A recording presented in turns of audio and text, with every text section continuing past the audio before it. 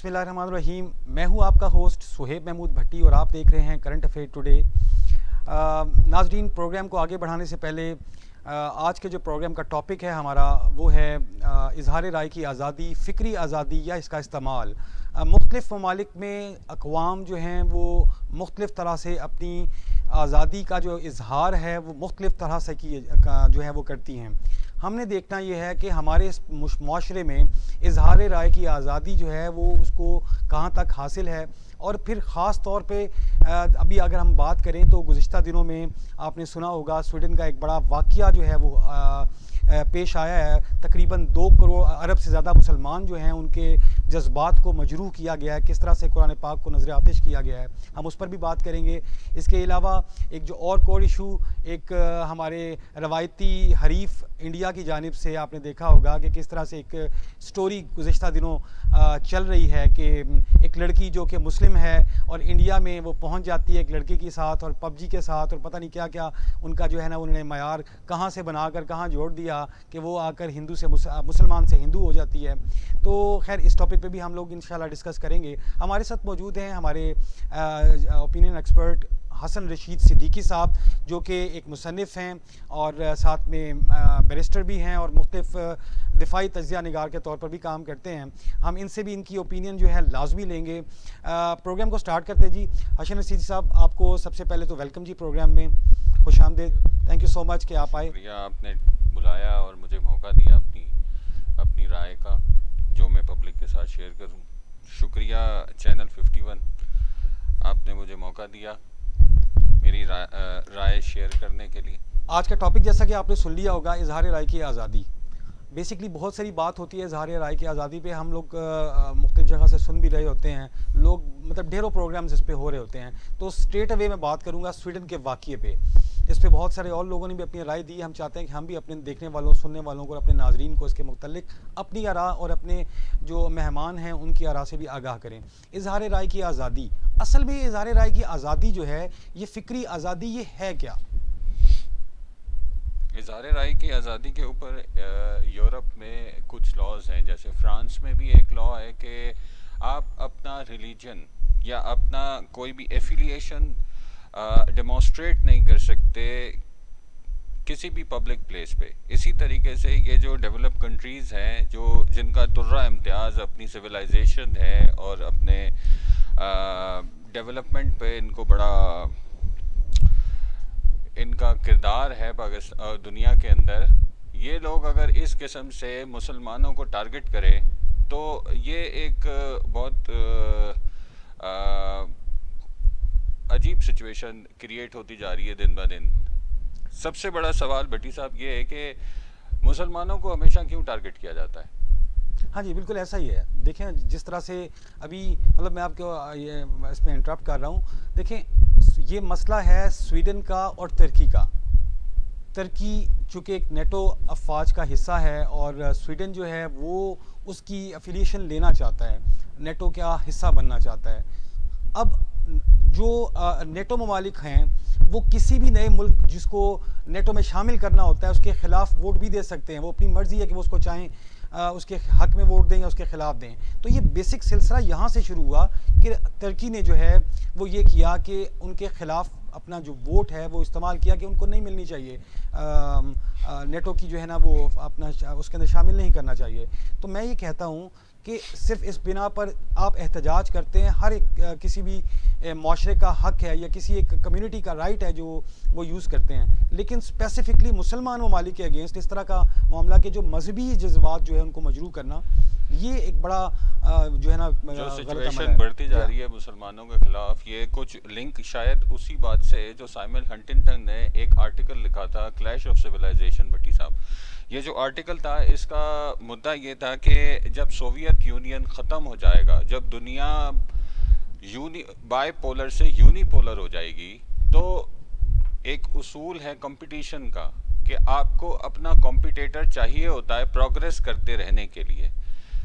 उसी बेस के ऊपर एक आर्टिकल लिखा कि पूरी दुनिया में अगर कैपिटलिस्ट सोसाइटी को प्रोग्रेस करनी है तो उसे अपना एक हरीफ चुनना होगा। तो मुसलमानों को उन्होंने एक कमज़ोर देखा कि ये लोग यूनाइटेड नहीं है, ये आपस में मुख्तलिफ उसमें बटे हुए हैं, तो इनको ईजिली टारगेट कर लिया जाए। अब जैसे भट्टी साहब आपने बताया है कि वो एक नेटो की, सिर्फ और सिर्फ नेटो की मेंबरशिप, उसके ऊपर आप कुरान शरीफ जलाना जो कि एक रिलीजियस बुक है, किस तरह जस्टिफाई कर सकते? क्या ये एक्सट्रीमिज्म नहीं है? रिलीजियस एक्सट्रीमिज्म की एग्जांपल नहीं है ये? जी बिल्कुल ऐसा ही है, बिल्कुल ठीक। तो मुसलमानों को क्यों टारगेट किया जाता है? क्या जर्मनी में आप होलोकॉस्ट पे बात नहीं कर सकते? आप जर्मनी में जो नाजीज ने किया था उसके खिलाफ जो होलोकॉस्ट एक हुआ, एक बड़ा डार्क पहलू है तारीख का, मगर उसके ऊपर कोई बात नहीं कर सकता। मुसलमान कमजोर है। Sir international law and justice पे भी इसके ऊपर कवानीन बने हुए हैं। डेफिनेटली आप देख लें कि क्रिश्चियनिटी पे आप बात करते हैं, उसके अगेंस्ट सजा रखी है। अब आप देख सकते हैं कि आप होली बुक्स के ऊपर या इस तरह के जो इकदाम है वो नहीं ले सकते हैं। लेकिन क्या मतलब जो ये जज्बात मुसलमानों के मजरू होते हैं, आप क्या समझते हैं इसके पीछे कारफरमा अनासिर जो हैं वो कौन हैं? बेसिकली जो मैं भट्टी साहब समझता हूँ ना कि मुसलमान खुद आपस में कमज़ोर हैं, यूनाइटेड नहीं है। अनफॉर्चुनेटली ये बहुत बड़ा अलमिया है हम सब मुसलमानों के लिए, जिसकी वजह से हर आड़ा टेढ़ा रस्ते चलता बंदा जो है ना वो मुसलमानों को टारगेट करता है। अब ये वाला जो इवेंट है, ये इवेंट आप अंदाज़ा करें कि ये पुलिस की कस्टडी में हुआ है। इस इवेंट को प्रोटेक्ट किया है गवर्नमेंट ने, इस इवेंट को प्लान किया गया है और फिर प्रोटेक्ट किया है गवर्नमेंट ने। तो फिर OIC कहाँ पर है? और हमारा मतलब उसकी आप देख लें कि OIC उसकी किरदार पर या उसके काम पर सवालिया निशान नहीं बनता। मतलब मुसलमान कब तक हमारे जज्बात ऐसे मजबूत होते का नहीं, जितने भी दुनिया में इस वक्त मुसलमान हैं उन सबकी जिम्मेदारी है अपना अपना प्रोटेस्ट रजिस्टर कराने की। सही नहीं, इस पे बात तो हो रही है। प्रोटेस्ट सिर्फ प्रोटेस्ट की हद तक बात होना कुछ भी नहीं है। इस तरीके से आप देखें कि यही स्वीडन है, आज से कुछ साल पहले इसी में हमारे प्रॉफेट मोहम्मद सल्लल्लाहु अलैहि वसल्लम के खिलाफ कुछ कलमात वहाँ पे हुए और कुछ ऐसा इंसिडेंट हुआ। अच्छा, अब अगर उस वक्त हम खड़े हो जाते तो आज स्वीडन गवर्नमेंट में इतनी पावर या इतनी वो नहीं होती कि वो खुलेआम एक हमारी रिलीजियस बुक को जला सकती। ये एक बहुत बड़ी सिचुएशन, आई मीन एक मुश्किल टाइम है मुसलमानों के लिए। इसमें हमें सोते हुए जितनी भी तंजीमें हैं उन्हें उठ जाना चाहिए और हम सबको सारे आपस के जो इख्तलाफात हैं उनको बालाए ताक रख के और मुत्तहिद हो जाना चाहिए।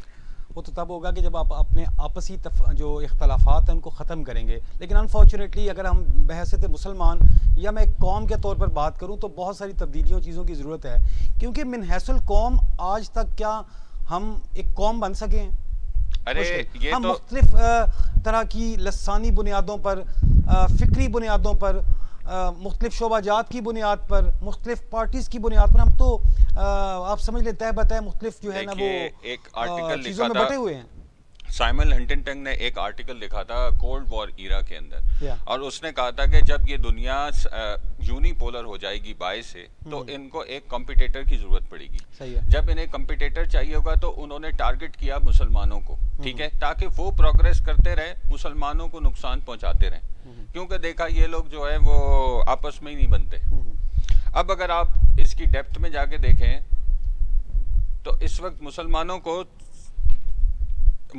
के साथ खेला जा रहा है। कैपिटलिस्टिक सोसाइटी इस वक्त मुसलमानों से खेल रही है, मगर हम लोग सब आपस में यूनाइट नहीं है तो हम उनकी हर चाल में आ जाते हैं। लेकिन ऐसे जो वाक़ियात हैं उनकी रोकथाम कैसे मुमकिन है? मतलब अब आप स्वीडन के साथ साथ इंडिया में देखें ना, इंडिया में क्या हो रहा है मुसलमानों के साथ।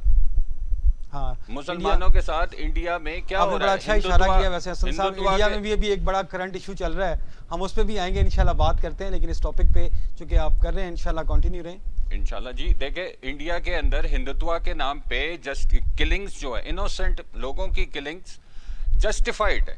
ये क्या चीज है? ये किस किस्म की पॉलिसीज है? ये किस किस्म के इक़दार है जिसको हम फरोग दे रहे हैं अपने आने वाली जनरेशन्स के लिए? ये हम पीछे छोड़ के जा रहे हैं अपने आने वाले बच्चों के लिए। ये हमने तालीम हासिल की है, ये हम सिविलाइज हुए, ये हम अपने लिबरलिज्म का और सेकुलर कॉन्स्टिट्यूशन का दावा करने वाली कौम जो हमारी बिल्कुल पड़ोसी है, नेबर्स है, वहाँ मुसलमानों के साथ क्या हो रहा है, और हम बहैसियत मुसलमान हम क्या कर रहे हैं? हमने कहाँ रजिस्टर किया है अपना प्रोटेस्ट?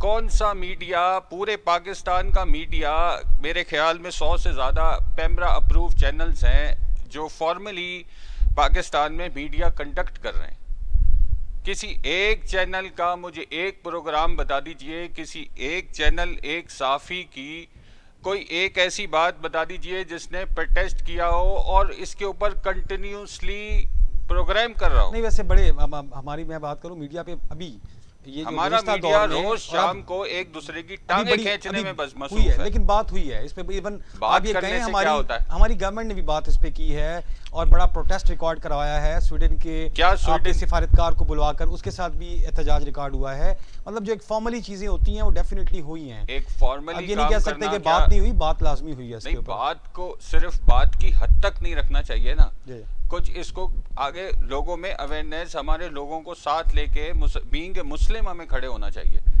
सिर्फ फॉरेन ऑफिस एक बुला के और एक वो इशू कर दे उसको, it's not enough in my opinion I guess. Anyways जी, ये तो एक बहुत बड़ा एक जो कह सकते हैं ना कि वास्ट इशू है, इस पे बहुत देर तक बात हो सकती है, हम बात कर सकते हैं। मामला ये है कि सबसे पहले बहैसियत मुसलमान मैं अपनी जो कौम है हमारी और हमारे जो लोग देखने वाले हैं, हमें सुनने वाले लोग हैं, उनके सामने इसका बरमला इजहार करता हूँ कि इस तरह से मजहबी इंतहा पसंदी जो है या मज़हब को बीच में लाकर जो आप करते हैं, ये बिल्कुल सरासर गलत है। ख़ास तौर ये नहीं कि मुसलमानों के लिए, आप किसी के लिए भी मत करें, मैं सब के लिए बात एक बराबर करता हूँ। और दूसरी बात जो स्वीडन का वाक़या हुआ है, मैं ज़ाती तौर पर बहैसियत मुसलमान मैं अगर आपको कहूँ तो मुझे इस पर शर्मिंदगी भी है और मैं बरमला इसका इजहार करता हूँ कि हमारा जो हमारा दीन है इस्लाम, इसकी हमारी जो ये किताब है कुरान पाक, इसकी इस तरह से जो है ना वो उन्होंने जो है तजलील की है, इसकी मैं बिल्कुल कहते हैं स्ट्रेट अवे इसकी मजम्मत भी करता हूँ और बिल्कुल ये कहना चाहूँगा कि कुरान पाक मुसलमानों के लिए एक बहुत मुक़द्दस किताब है और एक सच्ची किताब है। इससे बढ़कर कायनात पे रोज़ ज़मीन पे कोई सच्ची किताब मौजूद नहीं है। और फिर अनफॉर्चुनेटली एक और बात भी है ना कि हम बीइंग अ मुस्लिम, हम अब कभी ये दिखाया, कभी दुनिया ने देखा हो कि एक मुसलमान कौम ने, कभी मुसलमान ने किसी और मजहब की कभी इस तरह से की हो। मतलब हम क्रिश्चियनिटी पे नहीं कर सकते इस तरह बात, इम्पैक्ट नहीं कर सकते, हम बाइबल नहीं जला सकते, खुदा ना खास्ता हम, क्योंकि हम उनको हम किताब हैं, हम लोग हम उनके ऊपर अलावा भी होली बुक्स हैं हमारी। हम लोग किसी और के रिलीजन को इस तरीके का टारगेट करके किसी के एहसासात, किसी के जज्बात को मजरू नहीं करना चाहते। मुस्लिम्स आर लिबरल्स बेसिकली अगर देखा जाए, और ऊपर से पाकिस्तान की पॉलिसीज तो सिंस 11 अगस्त 1947 जब हमारे कायद मोहम्मद अली जिन्ना ने अपनी स्पीच में रिलीजियस हार्मनी के ऊपर ख़ास बात की थी, अगर देखा जाए भट्टी साहब तो पाकिस्तान इतना लिबरल है कि 2019 में करतारपुर कॉरिडोर जिसे खोला गया वो एक हमारे कायद के विजन का माइलस्टोन है। एक तरफ 5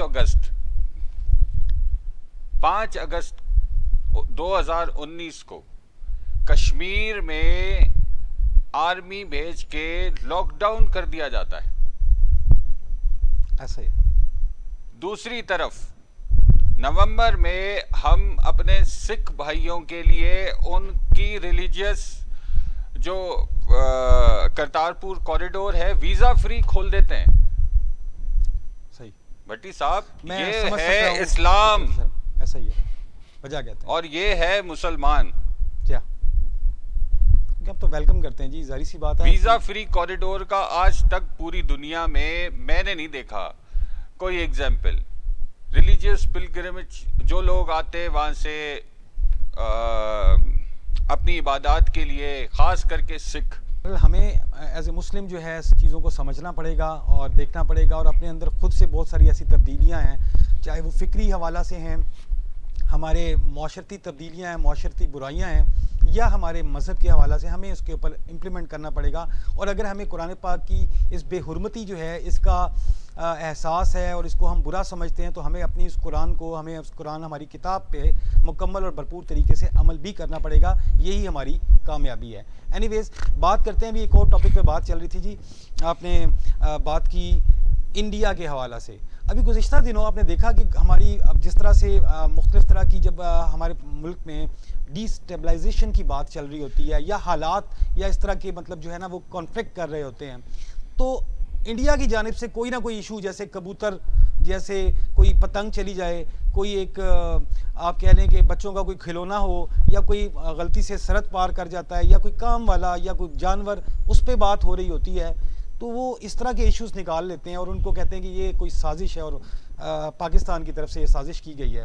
तो ये अभी एक नया इशू देखा होगा आपने, मीडिया पे बड़ा छाया हुआ है, ख़ास तौर पे इंडियन मीडिया ने बहुत इसको उछाला कि एक लड़की जिसका नाम सीमा है और वो पाकिस्तान से इल्लीगल तरीके से अपने बच्चों के साथ एक हिंदू की खातिर मुल्क से जो है वो इंडिया में आ गई है, और इंडिया आकर उससे ना सिर्फ शादी करना चाह रही है बल्कि अपना मज़हब भी तब्दील कर रही है।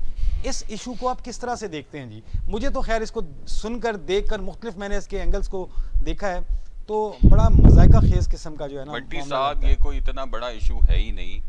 इसको इंडियन मीडिया ने एक बड़ा इशू बनाने की कोशिश की गई है, जिसकी वजह से आज आप इस इतने इम्पोर्टेंट प्रोग्राम में भी इसको स्पेस दे रहे हैं। अदरवाइज ये कोई एक इशू है नहीं, ये एक इंजीनियर्ड स्टोरी है, इंजीनियर्ड स्टोरी है जिसके अंदर इटसेल्फ अगर आप देखें तो भट्टी साहब बड़े कंट्राडिक्शंस हैं।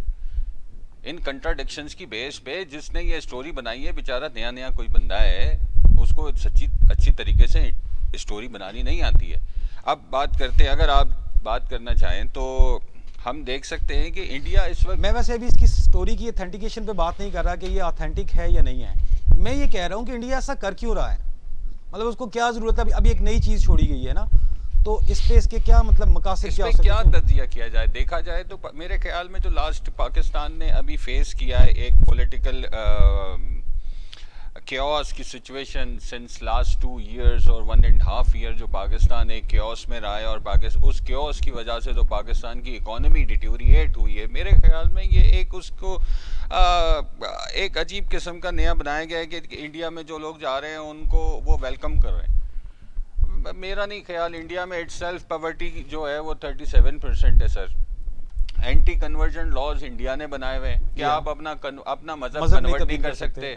दूसरे नंबर पे अगर ये मैं तो ऑनेस्टली स्पीकिंग ये वेस्टेज ऑफ टाइम है जो इंडियन मीडिया कर रहा है। क्या वो उन खातून, आप ये कह रहे हैं कि उन्होंने मजहब चेंज कर लिया है? हाँ, मजहब भी तब्दील कर लिया, बल्कि एक बड़ा फिक्रा मशहूर हुआ उसका इंडियन मीडिया पे, जी मैं गंगा नहाऊंगी, जी भाई मैं गंगा नहाऊंगी और जाके पवित्र हो जाऊंगी। नहीं तो मुझे तो उसका लहजा ही अपना पाकिस्तानी नहीं लगता, उसकी जबान और उसका जो अपना जो कहते हैं ना कि नहीं, इंडियन मीडिया उसका लहजा वो नहीं कह रहा है कि वो उस औरत को एज ए ब्राह्मण अपने पास वो एक्सेप्ट कर रहे हैं। अब ये तो आप बताएं ना, वो किस पे कर सकते हैं? मतलब ब्राह्मण करेंगे, किसी ऊंची जात के हिंदू में लेंगे, किसी निचली जात के हिंदू में उसको जगह मिलेगी, या क्या होगा? कन्वर्जन लॉज का एक कानून है कि आप अपना मजहब तब्दील नहीं कर सकते, ठीक है? ये इंडिया का कानून है।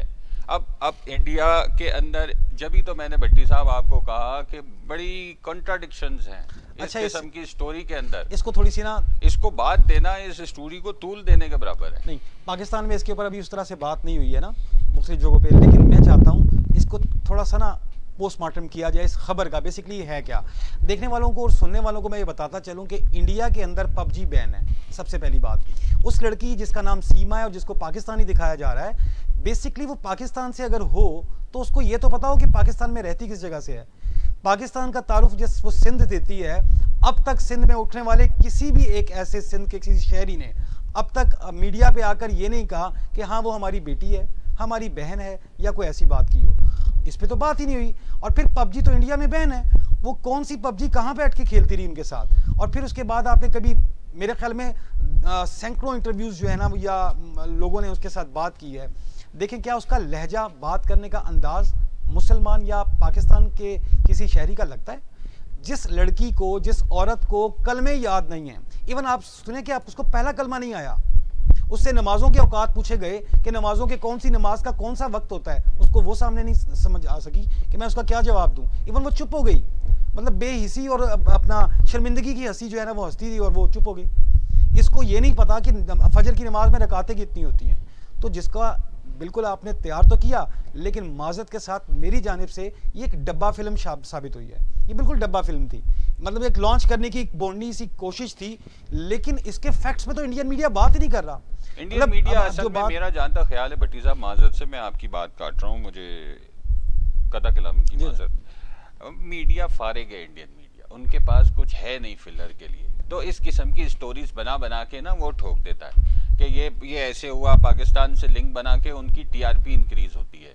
अवाम जो है ना, आई एम वेरी सॉरी जी, मैं माजरत के साथ कहता हूँ कि लोगों को एंटरटेनमेंट इन चीज़ों में अब नज़र आने लग गया है। यानी जहालत का लेवल देखें आप, ये जहालत की इंतहा है कि अब हम इस किस्म की स्टोरीज से एंटरटेनमेंट ले रहे हैं। यानी हमारी एंटरटेनमेंट की डेफिनेशन चेंज हो गई है। या आपके जो पब्लिक इंटरेस्ट जो है, ये पब्लिक इंटरेस्ट किस किस्म का है कि एक औरत जो कि ऑलरेडी शादीशुदा है, कुछ बच्चों की माँ है, वो अचानक उठ के जो है इलीगल तरीके से इंडिया पहुंच जाती है। ये क्या, कौन सा इंटरेस्ट है? इंडिया और पाकिस्तान की बॉर्डर्स पे से कोई ऐसे ही जो है वो किसी कंट्री में चला जाए और उसके बाद उसको वेलकम किया जाए, और उसके बाद मीडिया उसको स्पेस दे रहा है अपने पास, और इस लेवल पे ले जाएं स्टोरी को कि वो जो है मोहतरमा इंटरव्यूज दे रही है। सोशल मीडिया तो अब हर बंदे को पता है, इट्स पेड। सोशल मीडिया तो है ही पेड, आप पे करें और whatever you want to start your trend you can SEO कर ले, lot of things are there. ऐसा ही है, लेकिन अफसोस ये है कि वहाँ मतलब एथिकल जर्नलिज्म जो है उसके तो बिल्कुल पर खर्चे उड़ाए जा रहे हैं। हमने एथिकल जर्नलिज्म सर आप देखें इन टोटल कलेक्टिवली इस तरह की स्टोरीज जब आती है ना जी, इस तरह की स्टोरीज को सबसे पहले हमारा जर्नलिज्म में एक शोबा होता है जिसको आप इंटरोगेटिव जर्नलिज्म बोलते हैं। हमेशा जो आपकी इंटरोगेटिव जर्नलिज्म होती है उसमें आपने देखना होता है कि जो स्टोरी है उसकी स्ट्रेंथ क्या है, उसके फैक्ट्स क्या हैं, उसकी ऑथेंटिसिटी लेवल को मुख्तलिफ पैराहों में आपने चेक करना होता है और चैलेंज होती हैं चीज़ें। तो आप उन पे ना जाएं, आप उसके डॉक्यूमेंटेशन पे नहीं जा रहे, आप उसकी मौजूदगी इंडिया में थी हमेशा से या उसको कहीं से भेजा गया और नई स्टोरी वो चला दी गई, उस पर कोई नहीं देख रहा। लेकिन ये देख रहे हैं और ये दिखा रहे हैं कि एक लड़की जो पाकिस्तान से निकलती है आकर यहाँ पे ना सिर्फ मुसलमान से हिंदू बनती है, बल्कि वो कहती है कि पाकिस्तान के लोगों से यहाँ के लोग ज़्यादा अच्छे हैं। मतलब ये दिखाना चाह रहे हैं। नहीं, यहाँ के लोग अगर आप देखें ना किस तरीके से अच्छे हैं, वो प्रॉस्पेरस हैं, किस तरीके से वहाँ के लोग ज़्यादा अच्छे हैं और यहाँ के लोग ख़राब हैं। वो अपने जिन वालिदैन के पास पैदा हुई है, जिनके घर में उसने बचपन अगर ऐसे ये बात सच है, तब अगर उसने अपने बचपन अपने वालिदैन के घर पे गुजारा है और उसने जो सही और गलत का फ़र्क है वो उस माशरे में जिसमें सीखा है, अब वो एक नए माशरे में जाके और वो चाहती है कि मैं पॉपुलर हो जाऊं इन मन गलत बातों को लेके, तो मेरा ख्याल है कि ये तो मीडिया की भी आप उसको क्या कहते हैं वो कॉम्पिटेंस को क्वेश्चन कर रहे हैं इस तरीके की बातें से। ऐसा ही है।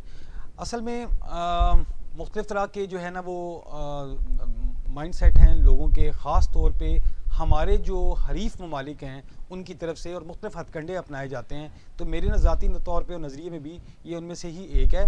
बिल्कुल आपकी बात असल में माजरत चाहता हूँ, मैं आपकी बात काट रहा हूँ, इजाज़त दीजिए कि मैं एक व्यू दे दूँ आपको।